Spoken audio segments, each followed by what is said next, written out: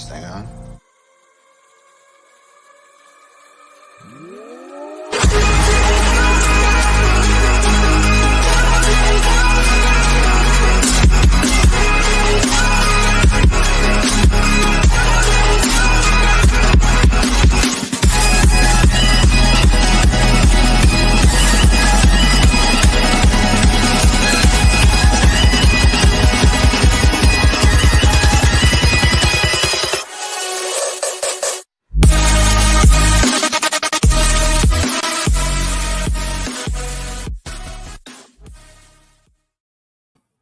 What is up, everybody? Welcome into another episode of The Cut. I am your host, Christian Williams, and I am here, as always, with Randy Hall. Randy, how are you, man? Doing good, man. A very long and arduous weekend of, unfortunately, work in the hottest day of the summer, but excited to be a little bit more relaxed and doing this tonight. It's always a little bit more of a debate show, too, with record predictions. Yeah, we got into a huge fight last year over one specific team. And for those of you who have been following along for a year, it was the Lions. It was the Lions because I said that they were going to be good. And you know what? We're probably going to fight about the Lions again tonight, though we're closer. I think we also argued about the Jaguars pretty extensively, too, about like a win total. And yeah, I definitely feel vindicated in both arguments, by the way. So let's see how this one goes. Yeah. There are some things that like even I am like, I'm not sure about this, but you know what? I've done this. So that's brand. That's yes. So we haven't even introduced what we're doing. We're doing our NFL record predictions. If you're watching, it's on the screen. But if you're listening and you didn't catch the title of the episode after the fact, we are doing record predictions. We're also giving our Super Bowl picks. Obviously, these are a bit premature. Things can change throughout the preseason, but these are kind of how we see it as rosters stand today. And you know what? Good teams stay good even through injury a lot of the time. So maybe some of this stuff would stay constant, but we will be doing that. Last year, Randy, I think, won some of those debates, but we'll see this year. We'll see. I've done 5 different iterations of these, so I feel better. Last year, I feel like I did 1 or 2, and I was like, oh, that's good. But I did this 5 times, so pick my favorite. First, we're going to get into some league news. So since last week, so the NFL had appealed the Deshaun Watson ruling prior to us recording. However, they hadn't appealed prior. They had appealed. Had they appealed? No, they hadn't appealed. No, they the only thing they commented was that they were going to basically examine what they wanted to do because it was Monday. Right. It's been a long week, man, because that feels like it was 3 weeks ago at this point. But yes, the NFL appealed the Deshaun Watson ruling. They have appointed a new judge to kind of oversee it. There's some reports going around. It sounds like he may just take the written ruling from the original case and rule based off that. The NFL Players Association wants him to hear more, which I feel like that isn't how things work, but I don't know also. So we should have a decision on this pretty promptly. It's an expedited process, so we should know this, I would say, before the end of this week. Would you say? I would hope. I think it was like a 2 to 3 week process with the last bit of this, or the first bit of this. So in theory, it should be half the time or less than half, but we'll see. I don't even. They basically kind of said today that they finally appointed a judge. I don't remember seeing who they listed. So I think we're still, that's what I'm, my point of that being more, I think we're not setting a date to start yet. And that's the problem. Yeah. So the judge that they appointed or that was reported that they appointed is someone who sits on the NFL's board of diversity, which feels a little biased, but I guess, the option B was putting Goodell in charge and him just kind of making the ruling. So I find it interesting that that's who they chose, but we'll see how it plays out. I cannot wait for this to be over and we never have to talk about it again until he's on the field, and that's all we'll talk about for the first few weeks. Unfortunately. Yeah. Moving on, because I don't want to talk about that anymore. Kind of some sad news this evening, and if you're hearing this in the morning, this may have had some more clarity. But Mekhi Becton, he left practice today. He was having knee soreness. They did some scans. They weren't super concerned, and then it came back that they were slightly more concerned. And there's a report going out there that Becton may be out for the season again. He lost all of the 2021 season. I feel like he got hurt right before week 1. It might have been in week 1. But just a brutal loss for the Jets, and just a brutal for this guy. He worked his way back. He battled all those trade rumors in the offseason. He was working his way back into the first team. He was the starting right tackle, and then boom, his season may be gone. I didn't change anything in my projections. Did you, Randy? No. From those reports, you would assume that it's more of worst case like a partial tear, and then they're wanting to get of some tendon, because I mean you can't get it like semi clean to clean scans and then get more scans and see something slightly and be really concerned. This usually don't happen like that. So I would assume it's some sort of partial tear, and whatever it is, that could be, he plays week 1. It could be he's out for the year because they think the more he walks on that or plays on it, it won't heal naturally. It's going to have to be surgery. So we'll see how it goes. I mean, a lot of times you can just sit back for a month and be fine. But if it's something as small as that, so we'll see how it goes. But apparently we're going to have full clarity Tuesday. Yes. Or Wednesday, I guess. But yeah. And it's worth noting it's the same knee that he injured last year, however, a different injury. Okay, I was like, I swear I saw it was different. Which means I believe he tore his ACL last year, so it's not ACL related. It could be good, could be bad. I don't know. We're gonna find out tomorrow or today if you're listening to this after the fact. So, bummer. Another bummer that we didn't get to talk about last week. Tim Patrick is out for the year. I believe this happened maybe Tuesday. I don't recall, but Tim Patrick out for the year. Jerry Jeudy, KJ Hamler probably getting a bump, just with the way that receiver room looks. And honestly, outside of Cortland Sutton, and I'll put Jeudy in the kind of proven category. There's not much there. I think that's going to be a 12 personnel team pretty heavily once Dulcich gets up to speed. That's their best lineup now. Yeah. I mean, your top 2 receivers, and you have 2 promising young tight ends. So, and their tackles have struggled off and on throughout the last couple of years, even though Bowles has definitely stepped up. I think it would behoove them to kind of be a little bit more of a 12 personnel team at this point. Tim Patrick was good enough to make that not be the case, but Hamler's not.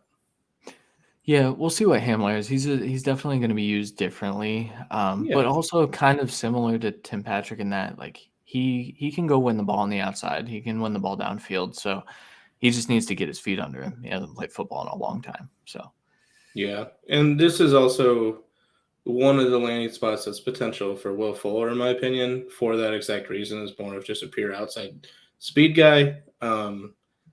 And a 1-year deal. In all reports from him there are multiple teams interested. He's just playing out this this training camp, these preseason games, waiting for as many injuries as possible, basically, to see how much money he can actually get. Yeah, which is smart business. I will say I think we're going to see some receiver movement here in the next few weeks. There are a lot of receivers on bubbles. Denzel Mims, Jalen Reagor are 2 names that have come up quite a few times already. So they could end up on different teams before the end of training camp. The good news, we've kind of talking about the bad injuries, but J.K. Dobbins got activated off the PUP today. There was a little video from camp. You can tell he's still kind of favoring that knee. It's going to take him a while, and he's not going to play in the preseason, I would imagine. Oh, hell no. And I would say he's definitely, just watching him run, I would say he's not 100%, even if he's maybe not feeling pain. But he's going to have to ramp up because I think they're expecting him to be out there week 1. They are, and it does seem that they're not expecting Gus Edwards to be ready week 1, which is ironically the opposite of last year when they both were injured, and then they both got injured. Yes. So yeah. I'm sure that won't be the case this year, but it's just kind of ironic how it switched.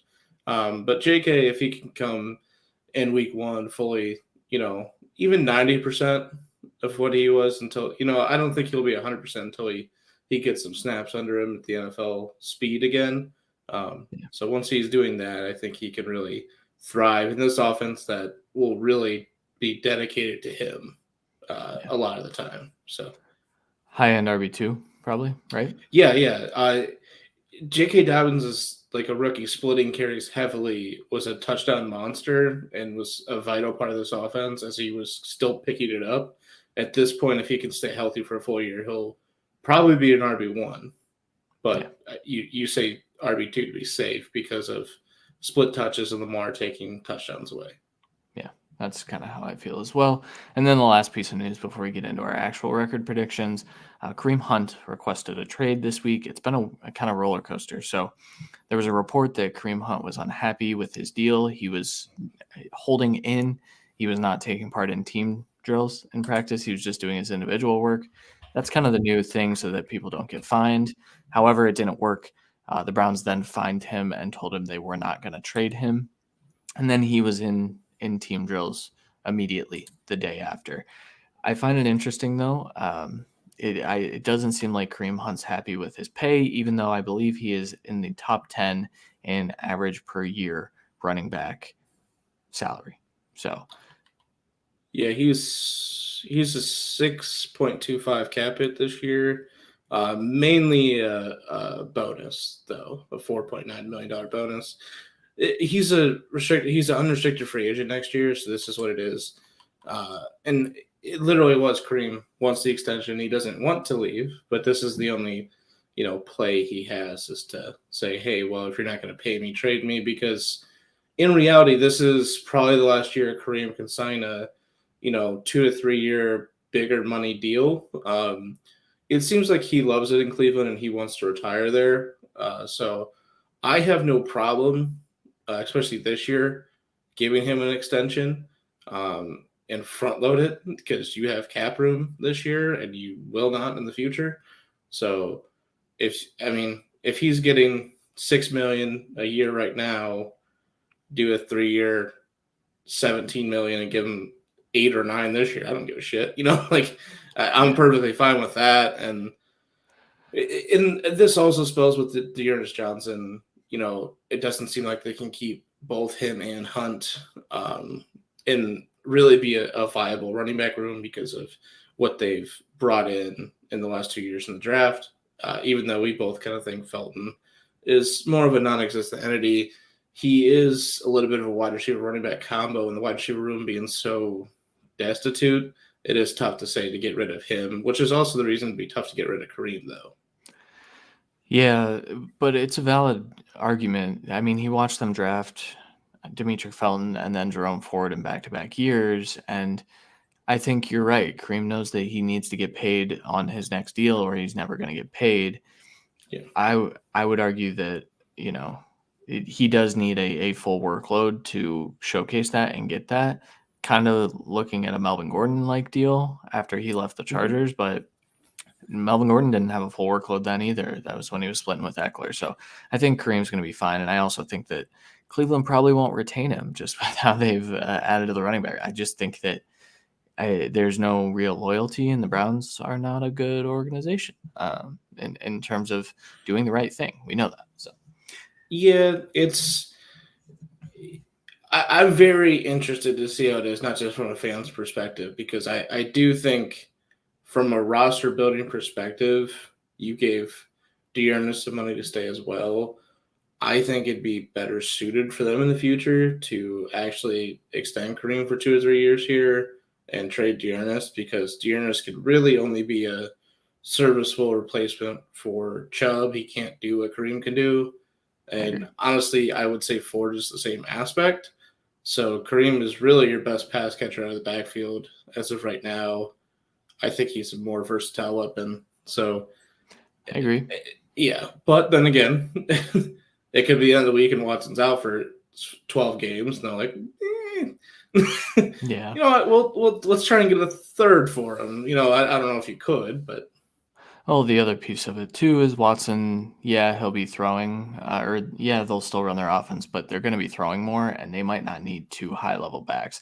The league executives view Kareem Hunt as a top 10 to 12 back in the league, and I think Yeah. capitalizing on the value also makes sense. But we'll see what comes. I mean, they said they weren't trading Baker, and then they traded Baker, so uh, But that was a that's leverage move. I still think this is a leverage they move also too. got Watson. Like Yeah. this Hey, is they you won't have anywhere near that kind of level here where it's like, well, we're not going to trade Kareem, but we got Eckler in, so I guess we're going to trade it. Like that's not how this is going to happen. Yeah, that's fair. All right, let's get over to our record predictions. We're going to start with the AFC because I don't know. We always start with AFC. It's first in the alphabet. Best So, division. That. yeah, best conference for sure. Randy, we're going to go 16 through 8, and then we're going to start talking about the playoff teams for each of us. We do have some differences in that, so I will Yeah. find these conversations a little interesting. Randy, let's go through. Let's start with your teams. Okay, so at 16, I do have the Jacksonville Jaguars at 4-13. They're over under on the Vegas. Well, I did kind of find a little bit of a website that had like 10 different books that they were trying to pick from, and they kind of did a consensus one. And that's usually the line. That was the lines I picked for this. So there will be a little bit better values here and there if you look out and you're trying to gamble, but just saying. So for them, the consensus was 6.5 wins. I think it's a pretty safe under, and I think you would agree too. Just saying there, they made some vast improvements, but they're just not. They're not there, and they also have a pretty tough schedule. Is the issue there? Yes, I was just gonna. I don't know that it's a safe under. I could see them getting 6 or 7. If I it was didn't. 5.5, I would say it's not safe. It's Yeah, the extra half over the 6 is why. I think that's fair. I also have them at 4-13, but there were so many games that I was looking at their schedule, and I was saying, man, like I think they can win this game. It's just I kind of, I think their division is actually pretty good. I think the Colts and Titans are decent. They're not great, but that's a lot of games that they're playing against tough opponents. So that's where I think I have them 1-5 in the division, and if they go 1-5 in the division, it's an easy under for sure. Yep, I do as well. And speaking of said division, I have the Texans at 15, 4-13 as well, but 2-4 in the division. Their over under is 4.5, so still under on them. Unfortunately for me, I think I'm definitely more of a Texans believer in the talent right now. Like all around, obviously there's better talent in certain positions of the Jaguars, but I think the Texans are doing a good job of building. But they were also building from Nothing. no walls, and Yes. like at least the Jaguars got like all the foundation with Lawrence to start. So we'll see how it goes. Jets at 14 was 6-11, 2-4. Actually beating their over under 5.5. I think they're an improved team. The Becton news is a little bit alarming, but they do have 3 tackles there. It does suck, but they made such vast improvements. The problem being that Wilson seemingly hasn't made a bunch of improvements, so I can't say I'm confident in 6-11, but they have a very winnable schedule a lot of the time. So Steelers at 13 at 7-10, 3-3 in their division, 7.5 win line, just beating it. I talked to a couple Steelers fans in our fraternity, and they're not happy with my comment on that. But to say it's an easy win line, which is what all Steelers fans are going to say, it is not. They do not have an easy schedule. Your quarterback is not. It is the worst in the division. Maybe third with Deshaun out. I think I'd take Brissett over all 3 of those guys there, man. It's tough. Really. You have a great running back, great receiving core, line developing, good defense. Well, great defense a lot of the places. So I think they'll carry you a lot of the times, but you're in a rebuilding phase at the quarterback position, and Pickett's not ready. I think next year could be a little bit more of a leaping off point, but this is just a tough AFC. Speaking of, same thing, Patriots, another stalwart, 7-10 as well, 2-4 in their division, which never fucking happens. 8.5 win line for them, so definitely under for me on them, unfortunately. Just again, very tough games. Games that I don't think Mac Jones can win. It's basically the problem there. I think they're going to get lucky week 6 and sneak a win out for the Browns without Watson, and that'll keep them, looking good going into the middle parts of the year. But the Dolphins improved heavily. The Bills are by far the best team in that division. The Jets improved enough that they can at least sneak a win, or at least have a chance to. And there's still a tough schedule past then. So as much as I believe in Bill, it's a tough schedule, and I just don't think that they can get more. I think they could get 9 wins and beat that line, but I still don't think they make the playoffs. Titans at 11 for me at 8-9, 4-2 in the division, just under their 9.5 line. I'm not sold on the offense. Pretty much, I'm not sold on the line. Not sold on the receiving core right now. Definitely not sold on the tight end room, which is a big part of why they struggled last year. Henry's back. He's going to kill it. No question there. Tannehill was definitely going to downturn last year. I don't think the defense is much improved. It could be if it stays healthy, but we'll see if that happens. So I think they're in a shootout with the Colts for the division, and they'll be the worst division in the AFC. So the race for the 4 seed. Which sounds better than it is. But I think they just missed out on that race as well, even splitting with the Colts. Dolphins at 10-7, 4-2 in their division, over under line for them 8.5. It's just 10-7. They played great. You just didn't make it, kids. I don't know what to tell you. This AFC is brutal, and you're going to understand that as these next 2 teams go. The Browns at 9 at 10-7 as well, 3-3 in their division, 10.5 win line for the Browns, or not 9.5 win line for the Browns. Sorry, I was looking ahead.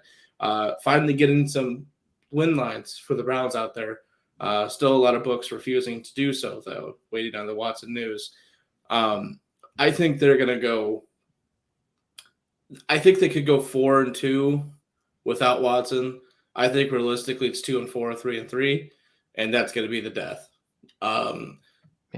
They have a very winnable 3 or 4 games in that stretch that I think Brissett could do a lot with. And then you come back to, I believe it's the Ravens and the Bengals in Watson's first 2 games. Those will probably both be losses, and that'll just kind of put the nail in it, and they'll kind of come on strong down the stretch, unfortunately. Just won't be enough in this AFC. Speaking of, Bengals at 8 at 11-6, the Super Bowl runner-ups, doing what the Super Bowl runner-ups do and not make the playoffs. 11-6, 4-2 in the division, played really well. 9.5 line for them. Literally, I have the Ravens winning clearly. Like, that's obvious to see. I have them having a better divisional record than the Ravens. It's just they lose out in some of these tiebreakers, and I think they should make it. In fairness, I think the Browns and Dolphins also have teams that should easily make it as well. Mm-hmm. So that's the problem with the AFC. Yeah, the AFC is certainly a crapshoot at this point. Outside, I think there are clear bottom few teams, yes, which we talked about. So I'll just kind of head over to mine. Texans, I have at 3-14. You had them at 4-13. Just, you're right. They're building, but they're building from nothing. And I think that next year, I think they're going to be a really good team. They have 2 first-round picks now. I think that they will be ready to compete for that division title, because I think that their arc, it's kind of like, so the Cleveland Guardians right now, they didn't do anything at the trade deadline because they know that their winning window is next year or the year after. I feel like that's the Texans. They know that these other teams are kind of on the downturn, except for maybe the Jaguars. Jaguars at 4-13, I talked about already, so don't need to worry about that. I have the Steelers at 4-13. There's an argument to be made that Mike Tomlin is a benefit of the doubt type of coach. He always wins. He finds a way to win. He won with, Duck Hodges. I understand. I think that defense is getting a little old. I think there are more holes on that defense now. You still have Watt. You still have Minka Fitzpatrick. But the division is crazy good. I actually have them split with the Browns in this scenario. and then I believe split with the Bengals, go 2-4 in the division, but they have a very difficult schedule. The AFC North in general, they're out of division teams are very difficult. So I have the Steelers really bad this year, and I think that Steelers fans are going to be upset with that. And I really don't think that Kenny Pickett is the answer. I think there's a reason he's remaining as the third string quarterback, although he has gotten better this last week for what it's worth. Jets at 4-13. It's just I'm starting to waver with my belief in Robert Saleh.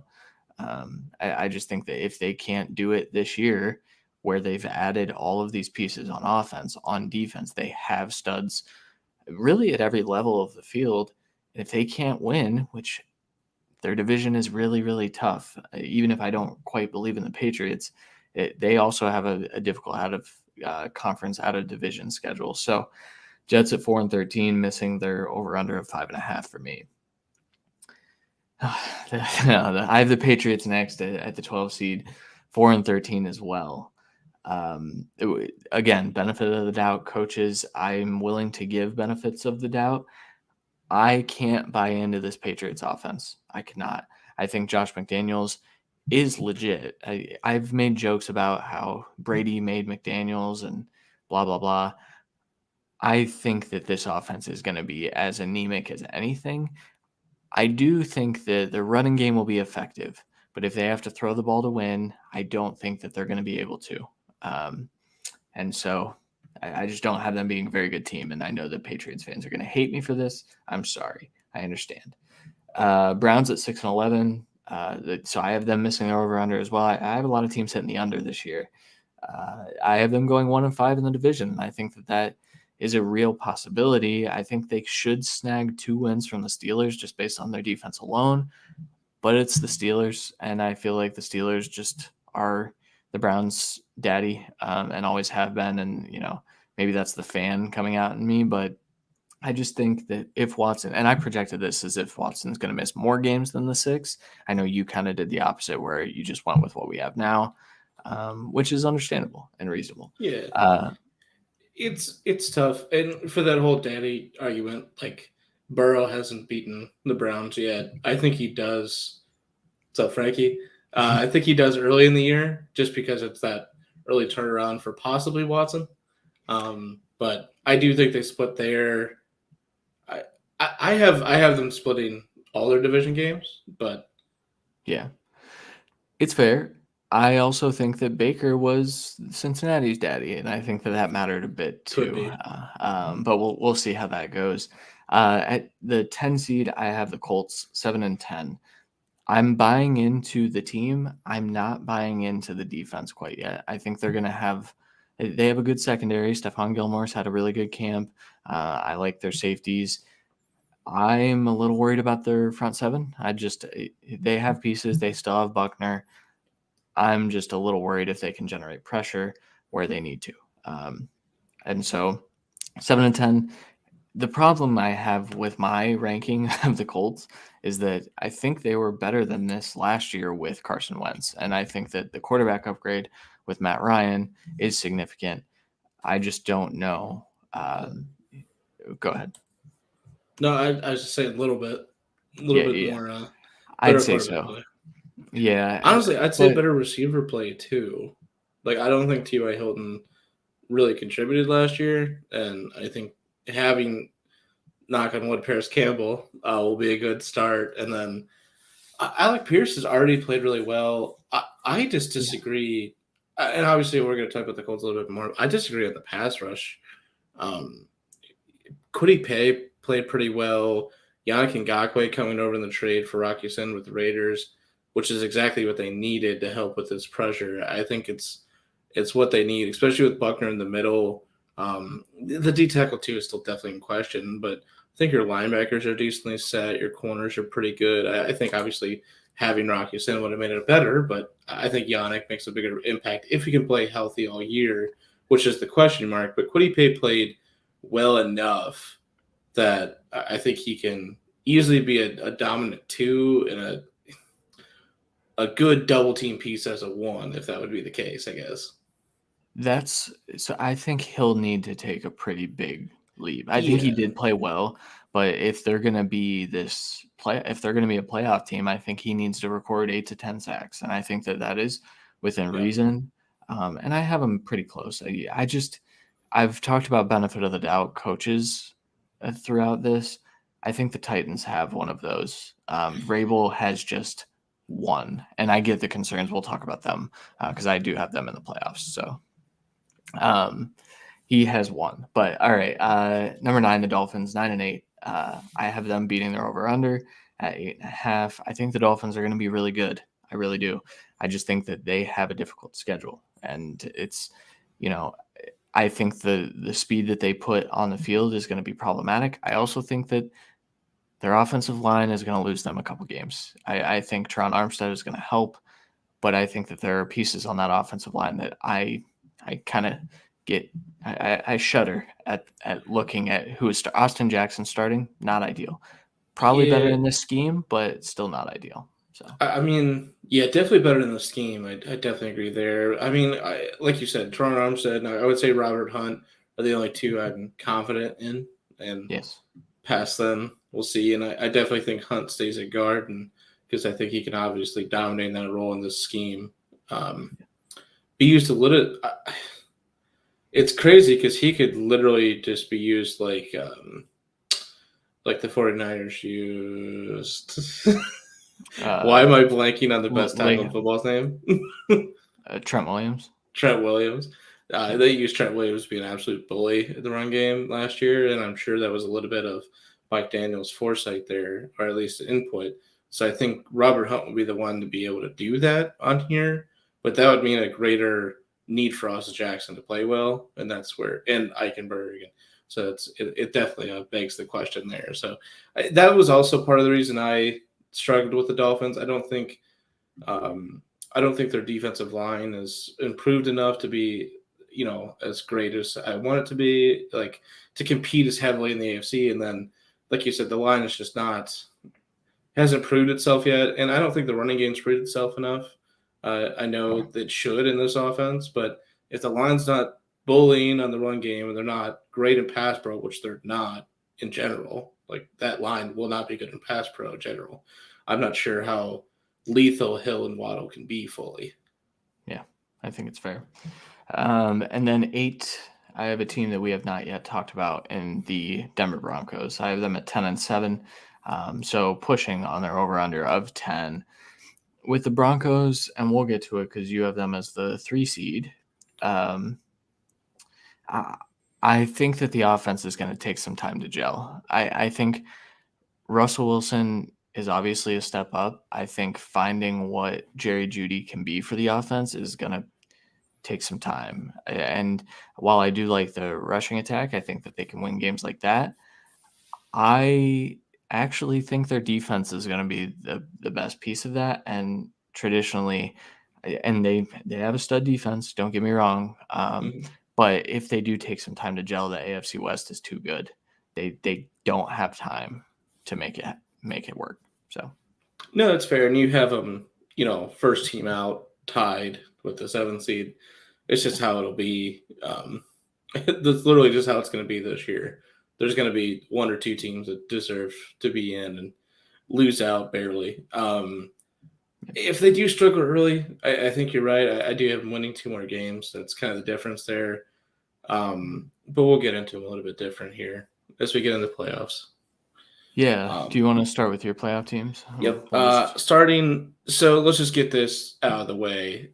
Clearly, all 4 AFC West teams are in my playoffs, which is something that shouldn't happen. But there shouldn't be a division this fucking good. So the Chargers at 11-6, 3-3, with a 10.5 win line, just edging out the Bengals, I believe, in a head-to-head as well. Yes. Which is literally going to be one of the best shootouts we're going to see. So that's going to be just a blessing of a game. And that'll, at this point, could be a major decider in the playoffs, which it's middle of the season, I believe. So we'll get into that, I'm sure. They made too many improvements for me not to have them in. And I think Herbert's made too many improvements over the last year or so to not have them in. Mike Williams has made too many improvements. This line's improved. This team, in theory, if it's healthy, should just be improved. They have not proved themselves to be a playoff team, but they've always been on the cusp of the last 2 years. I think this year they sneak in. I know a lot of people have them more as maybe a division winner. I don't think they're there yet, but I get why that's the case because they've been a little bit more of the intact team coming into this, where everyone else kind of falter or added new pieces. So I do think they're efficient, and we'll get into the actual playoff matchups, and we'll talk then. Chiefs at 11-6, 3-3 in the division as well, 10.5 win line as well, beating that. I think Mahomes is good enough to get him in, basically. And I think Chris Jones is good enough. I think they have the rest of the defense, besides the linebacking room, I'm not ecstatic about. In the linebacking room, mainly because of what this division likes to do. While it does have the stud quarterbacks, they do love to run. And those linebackers are amazing at stuffing the run, especially Nick Bolton, who we argued when he was coming out was pretty much all he could do. And it fucking did it. So, it is very, very good there for this division, at least. So the rest of the defense does struggle, although I think safety-wise they're good. So I think they're the team that I think I would be willing to flop with the Bengals or, the Browns if they could win those games back, the early games with Deshaun. But those would be divisional games and key matchups anyways. So that's the team I want to switch, but I just can't because I think Patrick can lead them enough. And I think the receiver room is good enough, and it looks like the running back room is going to be good enough. And mainly, I think they probably have the best line in the division, and that's kind of why they're going to stay in. So Raiders at 5, which this is not a homer pick. I promise it. I struggled to select them for every win. Don't get me wrong. But 12-5, 3-3 in the division. I think you've sensed a pattern. 8-5 win total for them. I think they easily beat the 8.5 win total. I'm not so sure they easily get into the playoffs. I do have them in here. They're out of conference games. This whole West, they play the North, the AFC North, and I don't think they bode especially well in a lot of those games. Just because, look, we'll see how it happens, but they played their ass stuff against the Bengals last year in the playoffs and easily could have won. There was a weird call in there for sure that kind of gifted a touchdown to the Bengals. They're going to play well against the Steelers easily. The Browns, that'll be a fun matchup. And the Ravens, they beat last year, and I did not pick that win, and they beat them. I do think the Ravens can, fix that. But I think this offense is improved enough with just the addition of Davante Adams. I do still worry about the offensive line outside of Colt Miller, just because of retirement of Denzel Good, who was possibly their best guard, even though he can't stay healthy. There's a lot of question marks there, but hopefully Parham can help step that up, and Leatherwood's development can help that. But I think the Raiders are a playoff team easily. They were last year. They've improved. The defense improved. I do think they're in the right direction. And then Colts winning the AFC South at 9-8, 5-1 in the division for the 4 seed, 9.5 win total. They do not beat. This division, I think this division sucks. I think the Colts and the Titans are clearly the top two. I don't particularly think either team are that good. I think they are an average team. I think they are a possible playoff caliber team, but they're just not as good as the rest of the AFC. And I think Matt Ryan can do enough to get them in, mainly with the help of what's there with Jonathan Taylor. And I think he can work really well with the weapons there, just what his skill set says. And they're another team that are looking to add another veteran receiver, and I think that could help out a little bit more. Broncos, like we talked about, at 12-5 in the 3 seed, 3-3, obviously. 10 wins is the line for them on the dot. Have them beating that. You have them tying that. I think I think the gel concerns early will be quelled easily by the running game taking precedence, which it will anyways. And I'm also a way bigger believer in Jerry Jeudy this year. So that explains the 2-win difference. I think Jeudy is going to absolutely show out and, show why me and plenty of other people had him as the top receiver of his draft class, deservedly so with his route running skill sets and his hands. One of those was in question his first season.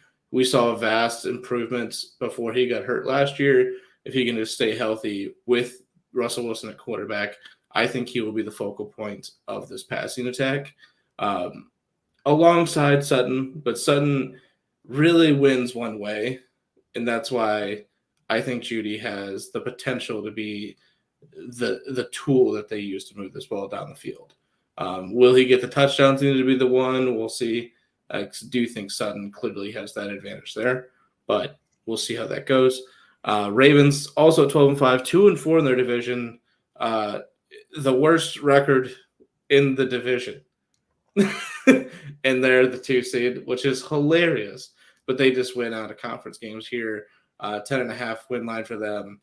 They're just a very, very good team. The defense is, getting older, and they were very injured last year. But the improvement off the bat we saw from Odafe Oweh and him, being in theory the next great pass rusher for the Ravens, alongside the veterans on that line, I think it's going to be good.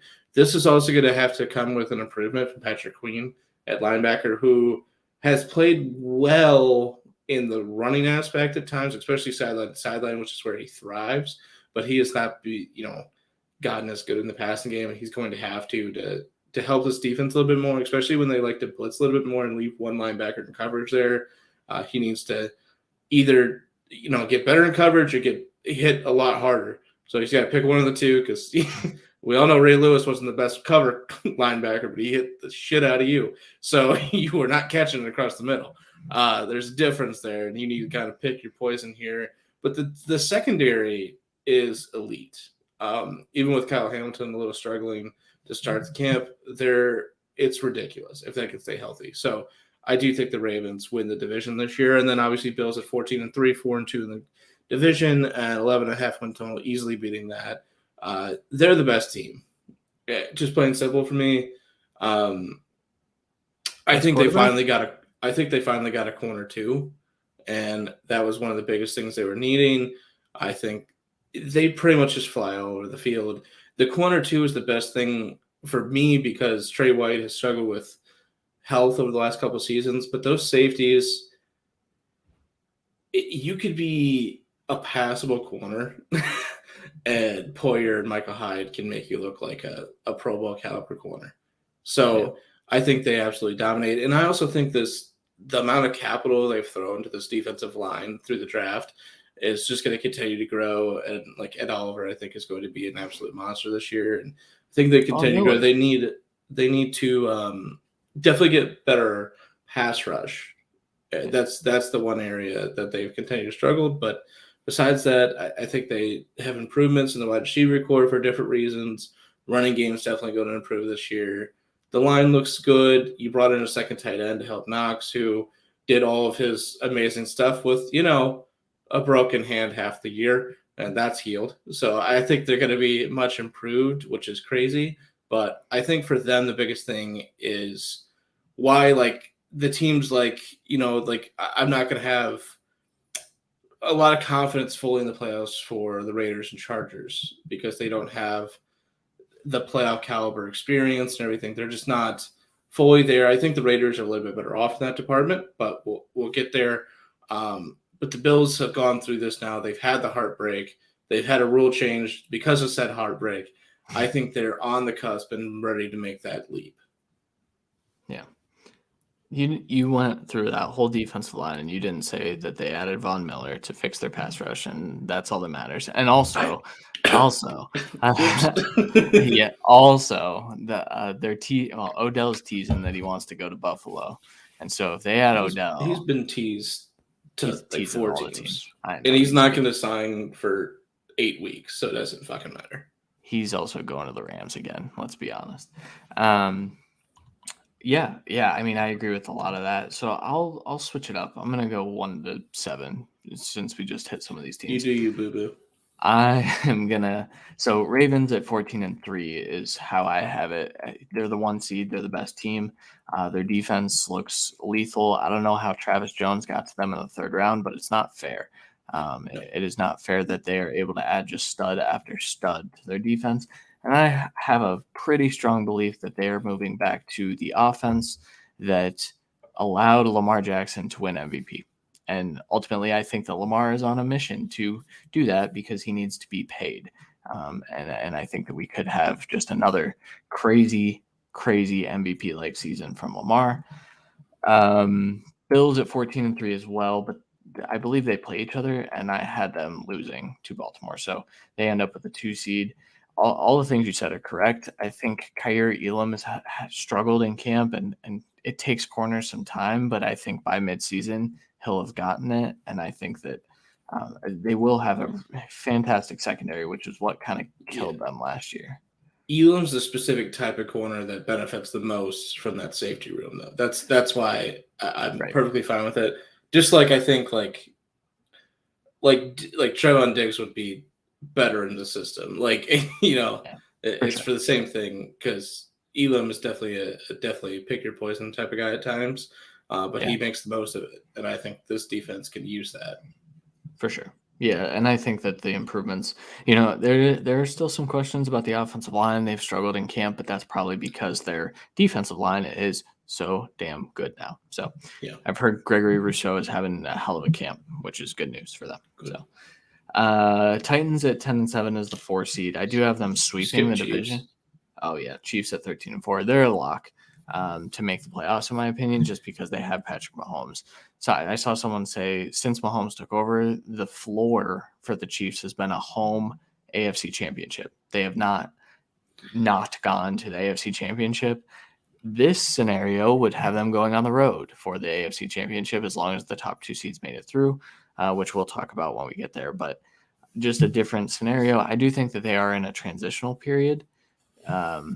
I don't think it matters much. They added Trent McDuffie. They added George Karlaftis. They added freaking Justin Reed to fill the Honey Badger void.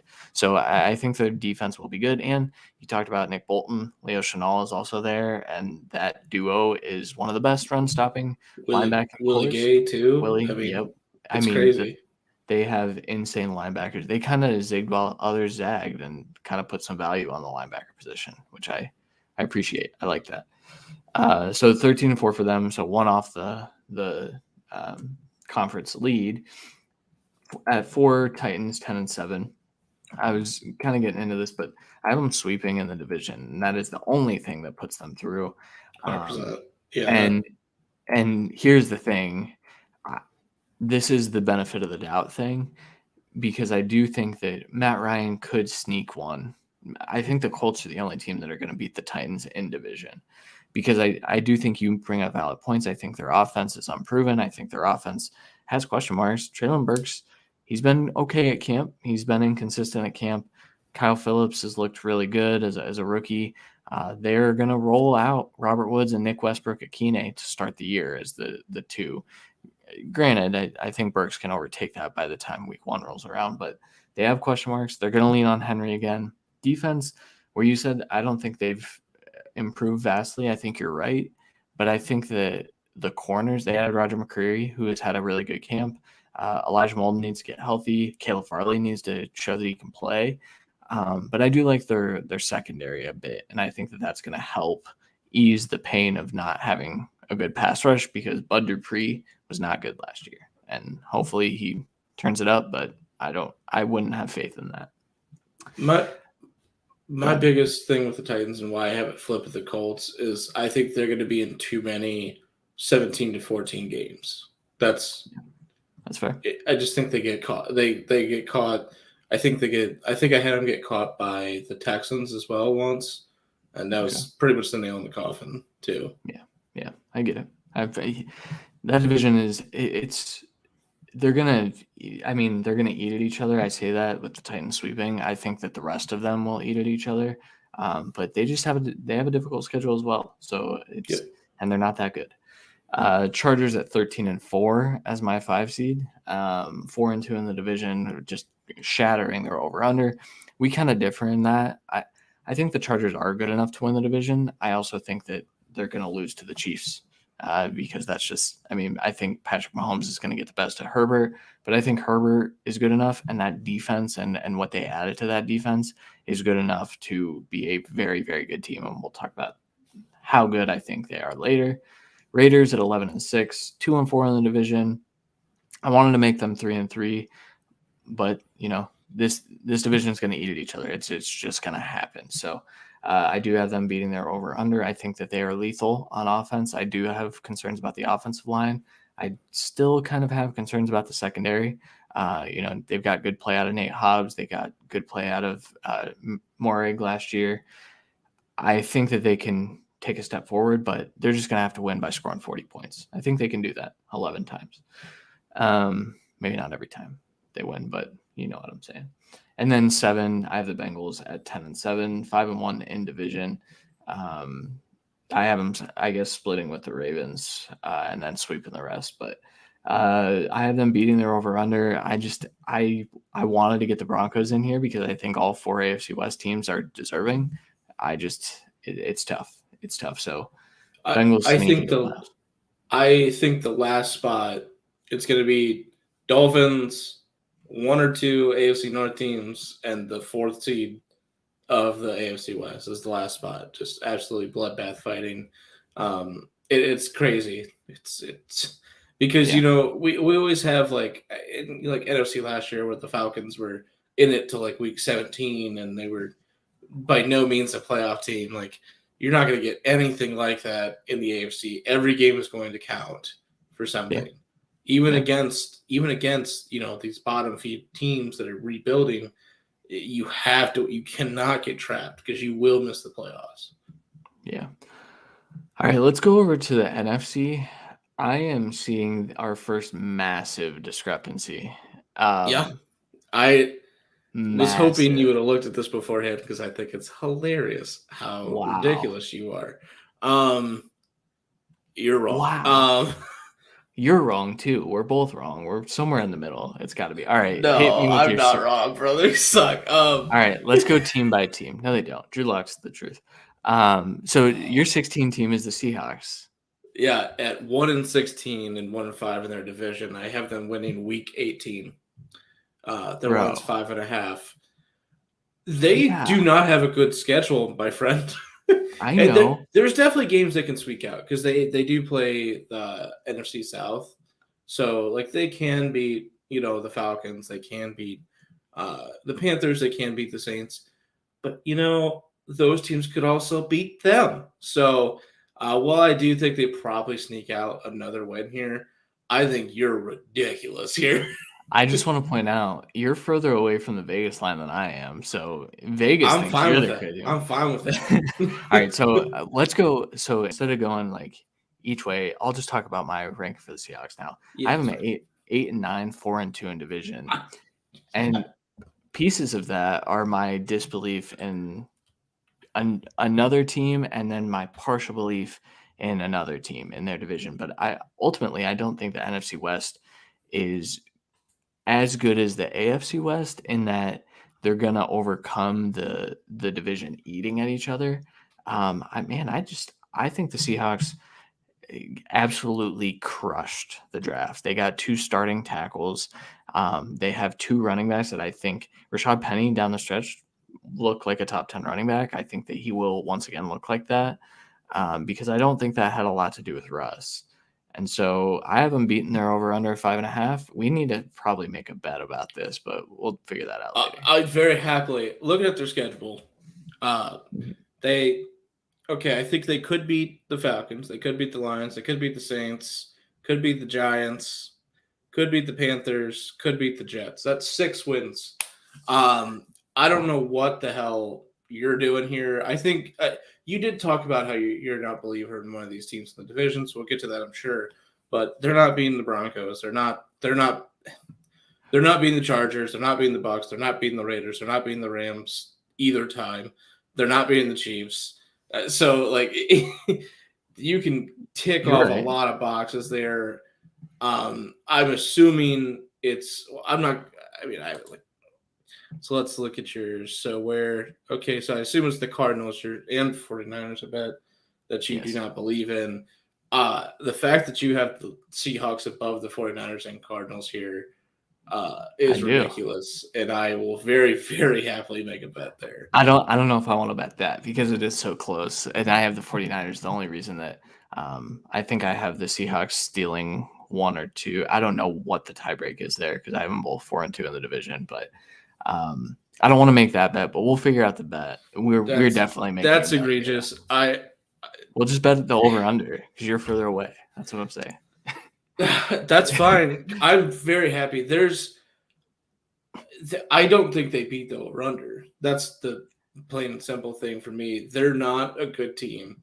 They're the good pieces you listed. You know, you drafted, in I would say both our opinions, the tackles of the future. I do think both need time to process and progress to the next level, even though I have looked good in camp. Kenneth Walker, great pick. Penning is a good running back. You're not going to be able to run the ball 40 times a game with this offense. Drew Lock, who we both like, has done nothing to back that up. That's fair. DK Metcalf, good. Tyler Lockett, good. Old. Noah Fant, good. Like, they have good pieces. I don't think they move the ball efficiently and effectively. This coaching staff loves to run the ball. The only way that they would be good is if Drew Lock unlocked his potential and threw the ball and they let Lock cook, which we know doesn't fucking happen in Seattle. So, and the defense is nowhere near its pinnacle. And while they do have good pieces, I think they overpaid for, they're not good. So I guess my question. So the Seahawks, they run a wide zone scheme. It's very much so like the Rams of the last few years. Do you think Drew Lock is at least as good as Jared Goff was in that last year where they said, oh shit, we can't win with him? Because he threw the ball all over the field. Like, he threw a lot of interceptions that year. That's kind of where I see this Seahawks team. But it won't happen like that is the problem. Because they're gonna try and limit Lock or Geno, which also, right. By the way, if it is Geno, I want to take away the 1 win. This was me projecting Lock as the starter for most of the year. Same. Yeah. But they're gonna try and limit him to throwing 20 times a game. You're not gonna win like that. You don't have the defense to win like that. And this division can score points, plain and simple. And the divisions you play can score points. So it's not going to be easy.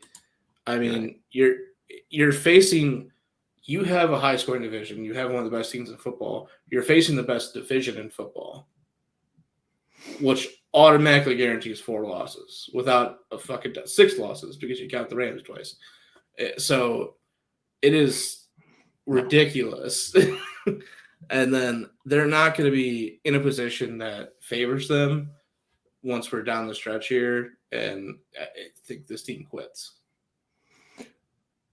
Maybe you're right. I think we'll bet the over-under. We'll figure that out. Who's your 15? 15 is the Giants. 2-15, 1-5 in the division, 7.5 win line. No way they get 7.5 wins.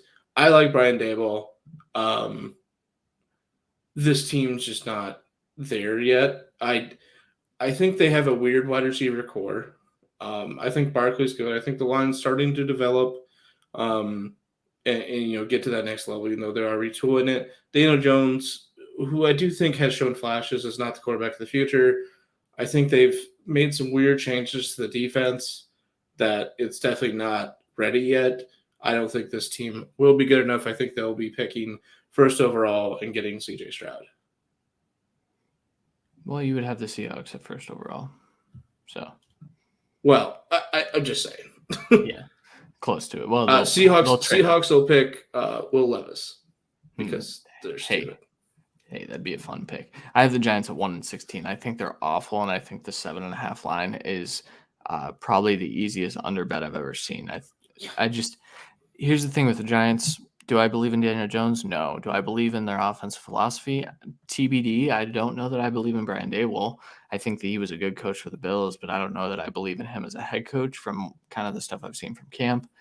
Better than Joe Judge for what it's worth, but I just don't, Yeah. I think they have a nice edge rushing duo. I think they have pieces to build with. They need to get a quarterback, and they have a difficult schedule. Yes. Who's your 14? 14, the Panthers, 3-14, 1-5 in the division, 6.5 win line. They could get close. I do think it's a pretty safe under, though. They're just not. They're a very, very young team. A lot of places, I don't think the line is good enough. I do like Baker, but that line is pretty bad. McCaffrey is, one of the best backs in football when healthy. I hope he stays healthy all year. I don't think his health does enough for them, though. I don't think we've seen enough improvement from the young defense to be, that concerned with this team. And again, this is a tough schedule. Their wins are mostly going to come in division. Like I even though I only have one win, but I think they could win more than one win in the division. It's just, that's kind of the problem. Like they could easily, they could split a little bit more, but the Bucs are going to beat them down. I think the Saints are much better than them, or especially at an offensive output compared to the defense. So we're going to see how it plays. I'm a believer in Baker, obviously, but I don't think he's going to be thrust into a position of a great opportunity. I think he's going to be a free agent next year, and we'll see where that goes. He could, possibly be the replacement for Brady. I think that's a good role for him. That could also be, Jimmy G. That could be multiple people because they're not going to be picking high enough to get a true replacement, and we know it's not Kyle Trask. So. Yeah, we do. That camp video was god awful. I know it was a camp video. I don't care. I have the Panthers at 4-13, so similar sentiment. I do think that Baker is enough to win them a few games. I don't think that their defense is good. I think they're going to put up points. I think their offense is actually going to be really efficient if McCaffrey stays healthy. I don't believe in that defense, and I think it is slightly concerning that CJ Henderson has been. JC Horn is not back yet, and probably won't. Yeah, they'd be smart to put him on the pup and just start him because he's been in and out of practice already. You don't want him to re-injure his Achilles. Well, you don't like to see that ever. For those Spotify listeners, Christian just kind of cut out there. That's what you get for not having fiber internet and Ethernet connection. Subtle brag. But he's kind of going over the same thing as I did. The Panthers defense, while there's good pieces with like Brian Burns and Jeremy Chin and possibly JC Horn with him being injured, you don't want him to get injured again like the Lions had to go through with Okudah this last year, where you saw some of the right improvements that you were hoping for, but then he just got hurt and it really just derailed the system there. While I wait and assume Christian's computer crashed, let me see. No, I haven't got a text from him yet. So I'm going to assume his computer crashed and hopefully he fixes that. But I'll move on to my 13, the Falcons, 3-14, 2-4, 4.5 win total. It's just when you have Mariota there, he's not enough of an option for me to be that invested in this team. They need to kind of cut ties with the Cordell Patterson experiment of last year where they're scheming up touches. Don't cut him or anything like that, but you need to get Algier involved. You need London to get involved, Pitts involved heavily in the offense. See what you got in these young guys. Eventually get Ritter in there. This is a definite rebuilding year for the Falcons, but they have a good enough roster here and there that I think they're going to win enough games and get to the 13 seed. But 3 wins is nothing, big. I think Ritter could be their quarterback of the future. We'll see from there, but they have good pieces. It's just not going to be the year for them, clearly, and they know that as well. 12. Well, Christian has the Falcons at 5-12 as his 12 seed, 1-5 in the division, just getting past the over under. I'm sure. Hopefully, we get him back soon. He can kind of go over that. But I'm going to kind of run through my rest up until the playoff teams while we wait for him to do that, because I was assuming everything crashed on his end. 12 for me. Commanders at 4-13. 1-5 in the division. There he is. 7.5 win line. He's just the Commanders just well, I think they have defensive pieces that are incredible. I think Terry McLaurin and Dotson are going to be really good. I think they have a good running back room. There's a little bit of turnover in the offensive line I'm not happy about, and Wentz is dog shit. So I think they're going to end up choking away potential that they have this year, and hopefully the defense can continue to develop. I don't know. Hello. Well, Yeah. that was rough. But Commanders, I hear that you were talking about. What are the odds that Sam Howell starts a few games this year? What do you think? I think he'd start a couple if he continues to look good. I think they ride through with Wentz for the most part, and then just see if he can take over, the last 4 or 5 games, and probably lose, but see what you got there. Yeah, I have the Commanders at 3-14, 1-5, and way under their 7.5 line, which I think is also another egregious one. You talked about the Falcons while I was gone. Yep. Okay, I have the Falcons 5-12, 1-5 in division. I do have them beating their over/under. I think they're going to be a decent team. Another team that's building from nothing. They have pieces. They have AJ Terrell. They have Grady Jarrett. They have 2 offensive weapons that I think any team would want to build off of with Kyle Pitts and Drake London. I question their running game. I question their quarterback. I question their offensive line. I question their defensive line outside of Grady Jarrett. And I question their second. Yeah, we'll see what we can get from him as a rookie. But ultimately, I think that they have some winnable games. So 5 wins for them. Speaking a little bit of building from nothing, the Bears at 11 for me, 13 for you with the same record. Except I have a worse division record, which is hilarious. 5-12, 1-5 in the division. You have them 2-4 in the division. They have a 6.5 win line. I don't think they beat it. I think there's a chance, but they just didn't make enough improvements. The line hasn't improved enough. You have Jenkins possibly on the move. It's kind of a clusterfuck in the offense. Justin Fields is going to have to backpack that whole team. We did see a little bit of reports that they might try and bring in Preston Williams. I think that's a phenomenal move for them. Much better than N'Keal Harry in that outside role. It's a bigger body. About the same sample size as well, by the way. But Preston Williams has actually shown out when he's been able to get on the field. So I think that'd be a great landing spot for him. Still doesn't matter. There's just not a good enough team here. You have, again, some good pieces on defense, just not an overall good team. Fields is good. He's going to get the shit kicked out of him, unfortunately, though. He will. I think that the scheme is going to save him a bit because they're going to move pockets. They're going to let him get out of the pocket in general, and I think that's going to be good. I will say I think they add 2 receivers. I think they will look at a Preston Williams. I think they'll look at a Jalen Reagor. I think they'll heavily consider a Denzel Mims as something they don't really have on their offense right now. I think they add 2 just with the injuries and stuff. All right. Yeah, we have different teams. Okay, so 10, I had the Lions at 6-11, 2-4, just under their 6.5 win line. I like the Lions. I like what they've done. I think Jameson Williams is the future, but him being out for an extended period of time is going to hurt them in the development for this year. I don't think they're going to be enough of a scoring team in some of these games to win, unfortunately. And we still have a lot to see proven on the defense from guys like McNeil, Amos Enrique, Okuda.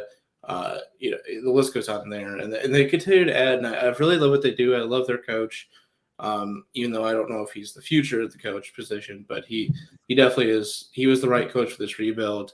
They played their asses off last year and were in most games. I think the same sentiment happens here. I think they just lose a couple just from scoring woes. They just can't keep up a couple times. Goff also will contribute to that, unfortunately. Obviously, Goff is better than we give him credit for a lot of times, and I think he played really well last year, given the situation and a lot of the injuries. So I do have confidence in them to play well and win 6 games, which is definitely a compliment. I think you had him about 6 wins last year when we did this prediction, and rightfully so, had the other concerns, and Goff was coming off a really bad year. I think he proved some of those questions wrong, and we're on the right direction. I think they're going to make the next leap, but they're not in the next leap past that category yet for me. I don't know if Goff will be that answer. That's the question mark there, but I think this whole team needs a whole another year to just get better and get more, more veteran leadership into this team and more just snaps in general. That's what this team needs. Yeah, I think their offense is going to be really, really good. When they kind of took play calling duties away from Anthony Lynn, and the new offensive coordinator was then coordinating the offense, they moved quickly. They used Amon-Ra St. Brown. They, I'm off my game now. The new offensive coordinator was coordinating the offense. Well, so what Thank I meant was God. the guy they hired, he had his little tryout last year and it worked. Dan Campbell called the plays for a lot of it, but the Lions are going to be an up-tempo team. I think they have weapons now. I think, with Hockenson healthy, I think DJ Chark has had a hell of a camp. Jared Goff has had a hell of a camp. I think their defense is the question mark, but I believe in Okudah being a lockdown CB1. And so I think that would be the difference. I have them at 10-7. I understand I'm high on them. Yeah. You always are. 9 for me, Eagles, which you are definitely higher on as well. I have them at 9-8. 5-1 in the division, though. I think they're going to be competing heavily for that division and just miss out, unfortunately, for me. Our difference is mainly let's just break it down completely. Our defense is the NFC West. I think that's just plain and simple, and we're going to get into that more here in a second. But for me, I think the Eagles are a very, very good team. However, they are a little bit older on defense than I think we're realizing. I think they have a good influx of youth there. I'm just not sure it's going to be fully ready. And then you see, tape of Jordan Davis, and you're like, Exactly. I think he's ready. He's ready. So we'll see how it goes. I do think they could be a good team, but I also I think they're going to need to score too much. And I still don't believe in this running game. I still don't fully believe it Hurts to win them the close games. And that's why I have them just missing out here at 9-8. It was very tough. I wanted to put them in. And I think, if you fight it out, do it again, maybe I can take one of the NFC West teams out. But I just believe in them. I've seen it before. I know we've seen enough from the Eagles to where we started to believe, but I just don't know how this offense is really going to fulfill. Yes, they added AJ Brown. In theory, it should be better. It doesn't mean it'll be more. It doesn't mean it'll be better. It'll probably be more efficient at times, but that doesn't mean you score 30 points a game automatically. No, I don't think they have to personally. I think they're just a good team all in all. Just with what they added to the defensive line, they got Hassan Reddick over to be like a primary pass rusher. I like their corner room. Darius Slay played really well last year. Avonte Maddox was really good, and I think they extended him as their number 2 corner. Yeah, I mean, and Nakobe Dean, I'm hopeful that he's able to work his way onto the field. I think he would be an X factor for me because I think that they're going to need some better linebacker play. So I have them at 12-5, making the playoffs, though. Yep. And my last team out is the Saints at 10-7, 5-1 in their division. Just beating their over-under line of 8.5 as well. I think the Saints are a good team. I think at this point we're predicting that Kamara's not going to miss time. So I think they're on the cusp of making the playoffs then. It's just there's aspects of this team I'm not fully in love with. I want to see the offense get going a bit, and I think they could struggle early, and that's going to be a little bit of the death of them here. And I do think they're a relatively good team that needs and that's the other thing. I think their safety room is ridiculous, but besides that, I'm not fully in love with the defense. Obviously, there's studs there, but there's a lot of older pieces as well. It's the same kind of thing as the Eagles, where I think they have good pieces on the defense, but I still want to see it kind of fully formed together. And you really almost have to throw out last year, even with Jameis looking relatively good to start the year. I think you still have to throw it out because I think that version of Jameis, where he's not taking shots, they easily don't make the playoffs. So that's kind of the problem. So I hope they get him a little bit more on leash, and I think they could easily make it. Obviously, I am just missing out here. I think it's worth noting that I think Sean Payton was the reason that they did that, and he's not there. It's Pete Carmichael. I think they'll let him cook a bit. I have them sneaking into the 7 seed, 11-6. I have them at 6-0 in the division, though. I haven't beaten the Bucks twice. So, okay. Well, that's wrong. Well, here's the thing. Brady has his issues with that Saints defense, and I think that they're better secondary-wise. So we'll see. I mean, I think maybe if they lose that game, they still get in. So, like, I have them splitting with the Bucks, but I just don't think they sweep them. That's just yeah. And Brady will get one, And you know what? If they do sweep them, Bucks fans are going to be happy because they won the Super Bowl after they swept them, and then they beat their ass in the playoffs. So we'll see how it goes. I think both the Eagles and the Saints could easily make the playoffs. I think we have a lot of question marks with the Cardinals and 49ers. And I think those 4 teams, kind of like we did this last year, where we kind of said there's 4 or 5 teams that'll be the last 2 seeds, but the top 5 are set. I think we're in the same kind of boat this year. Yeah, for sure. So let's just talk really quickly about those teams. So you have Cardinals, 49ers at 6-7, both 11-6. Both beating their over under. I have them at 8-9 for the 49ers and 7-10 for the Cardinals. I simply don't believe in Cliff Kingsbury. I think that they're going to fall apart earlier this year.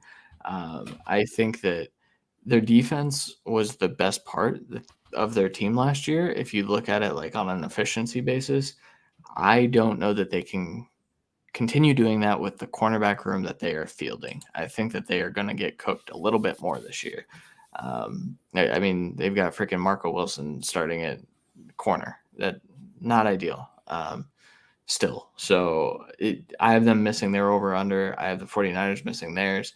49ers just transition from Jimmy G to Trey Lance, I think will take a bit. There's some rumblings in camp that Trey Lance, he's testing everything right now, but a lot of people are going to put some bets on him to lead the NFL in interceptions. And I think that that's a worthy observation, and he has had some rough days. So I think that there's a world in which that 49ers offense takes a step backward with Trey Lance just in year 1, or year 2 technically, but year 1 with him as the starter.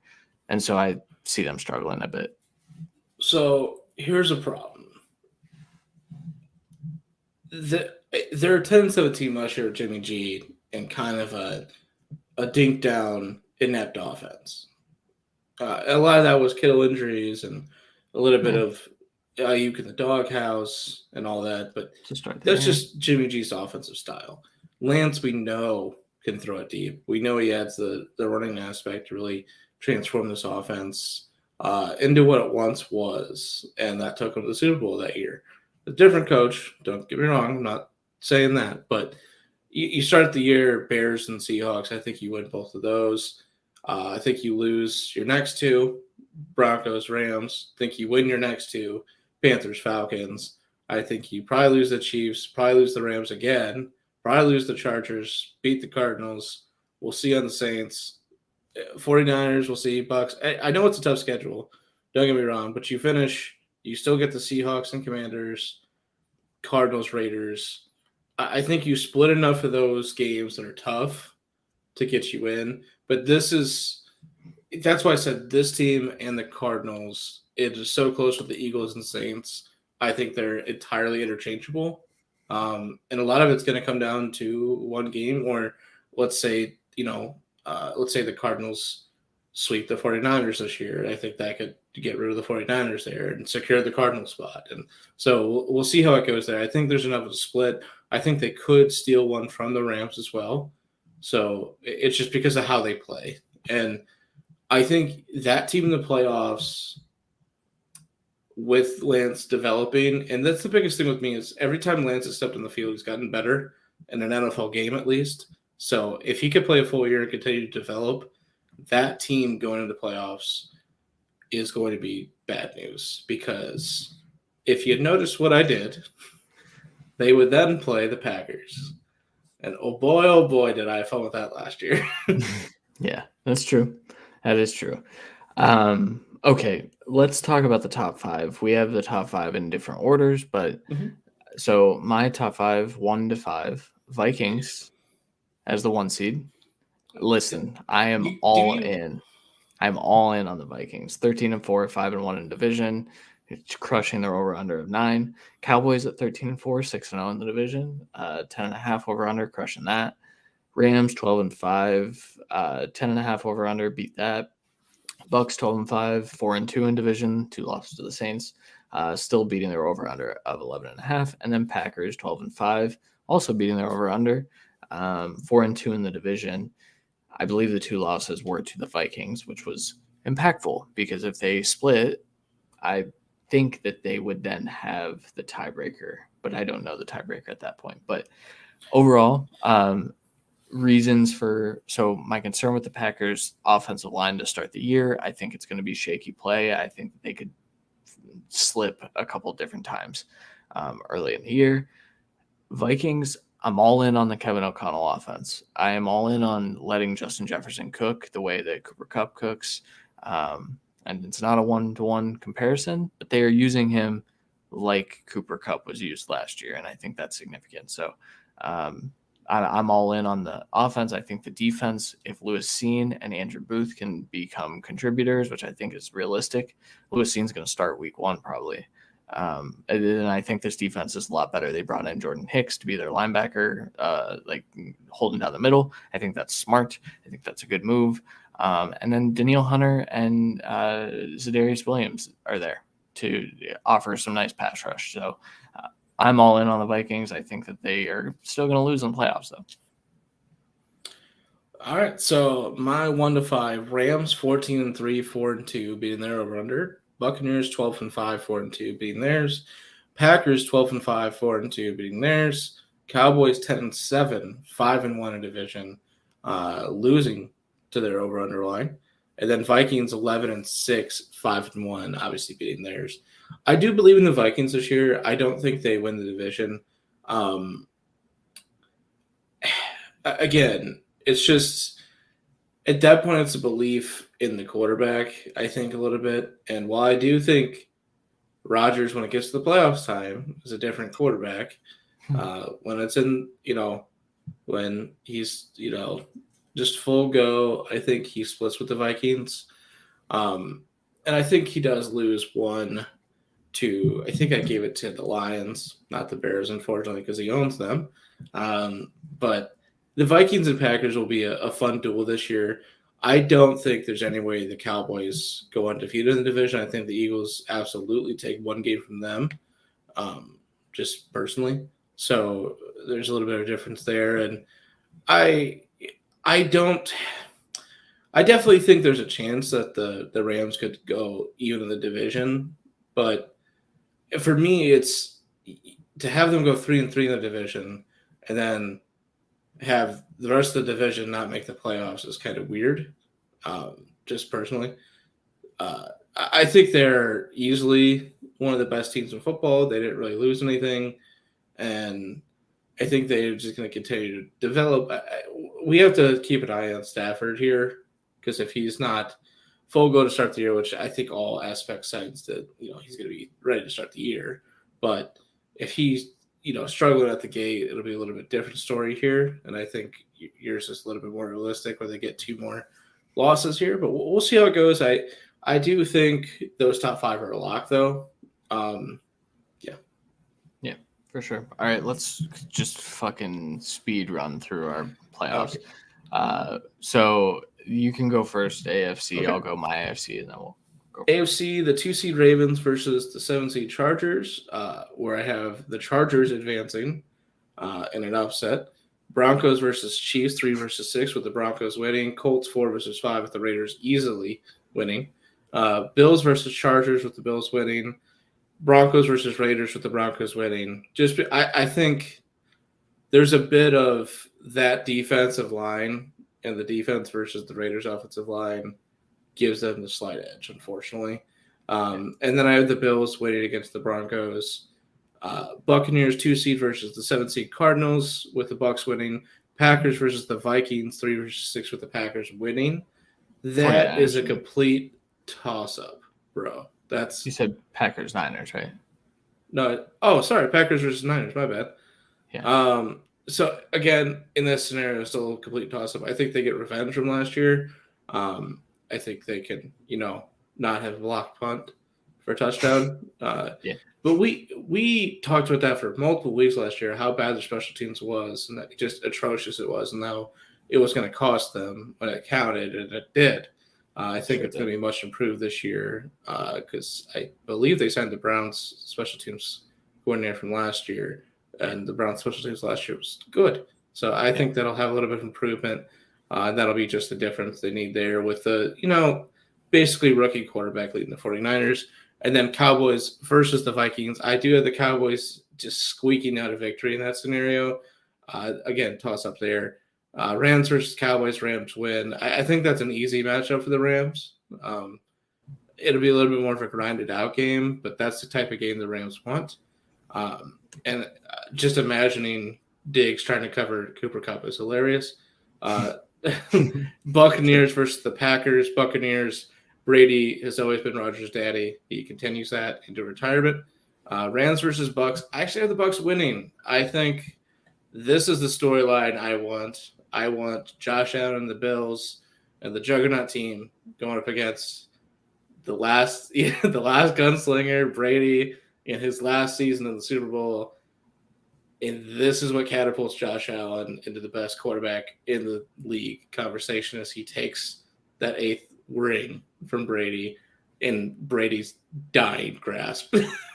I think he just inks it out, probably running one in to finish it. Like it's hopefully not giving Brady more than 30 fucking seconds. Because that fucker will win it.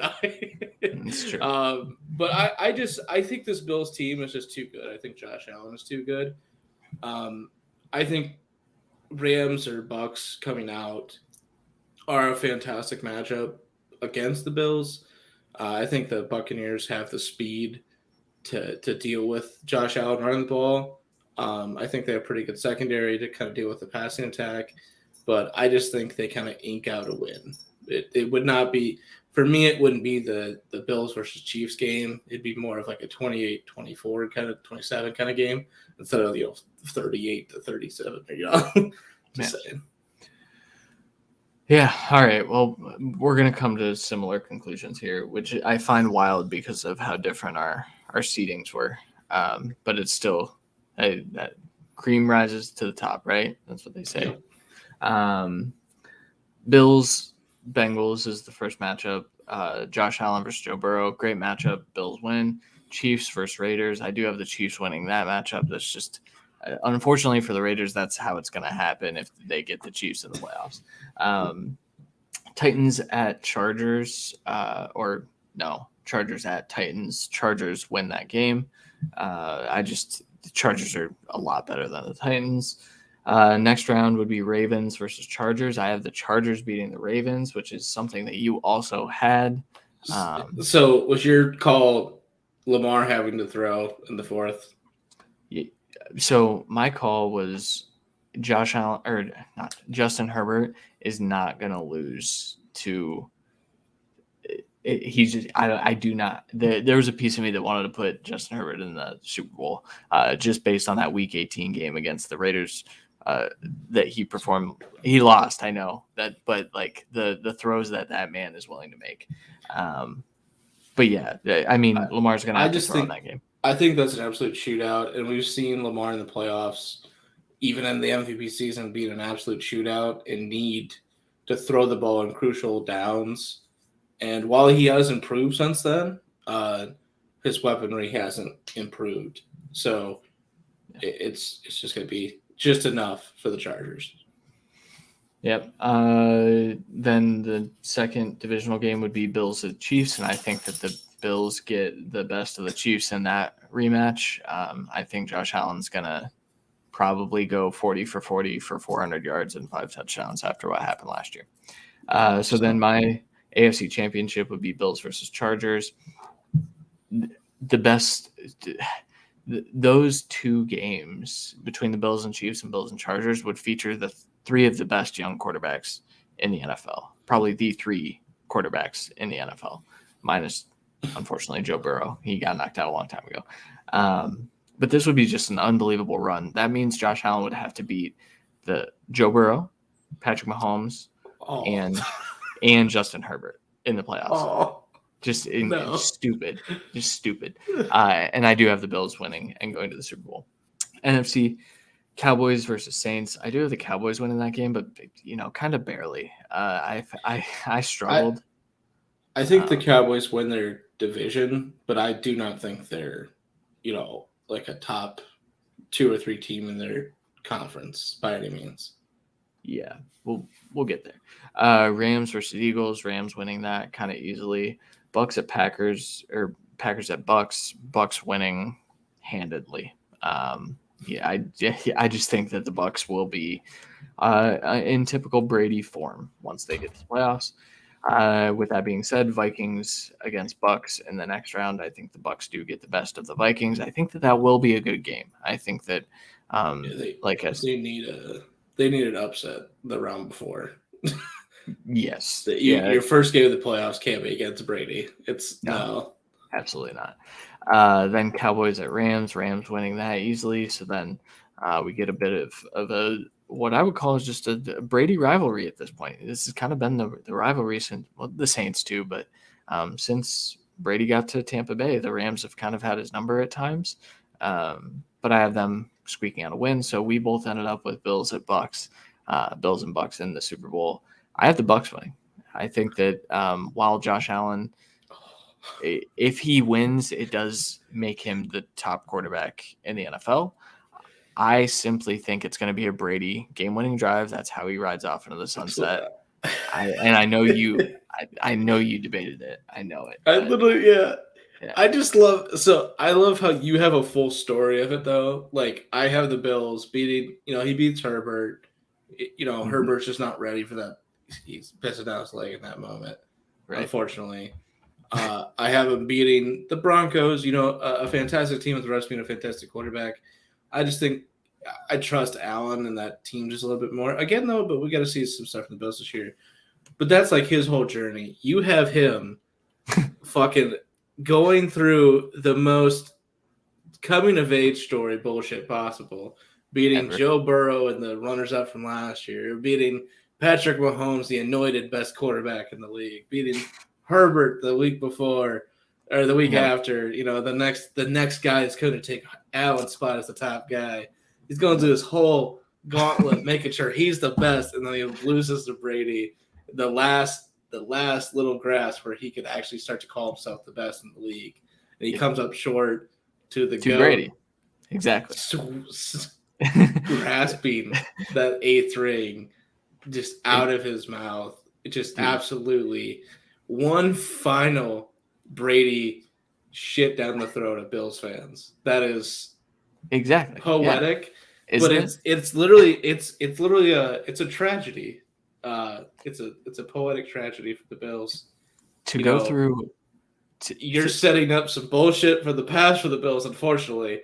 But yeah, I think if they go to 4 straight Super Bowls, they win at least one this time. But my God.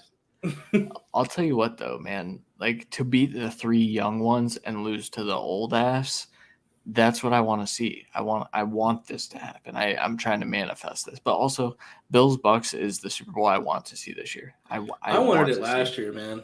Yeah, me too. And I think it would have been a really good game. And unfortunately, overtime prevented that. So, okay, we quickly draft order. So just top 10. For me, Giants, Commanders, Texans, Jaguars, Panthers, Jets, Patriots, Steelers, Falcons, Bears. And for me, Seahawks, Giants, Panthers, Falcons, Commanders, Jaguars, Texans, Bears, Lions, Jets. But it's going to be a good draft next year. there's a couple interesting pieces, especially guys like Bijan, seeing where he would land, most deservedly in the first round. But with where this ends, it'd be tough to see where that would be.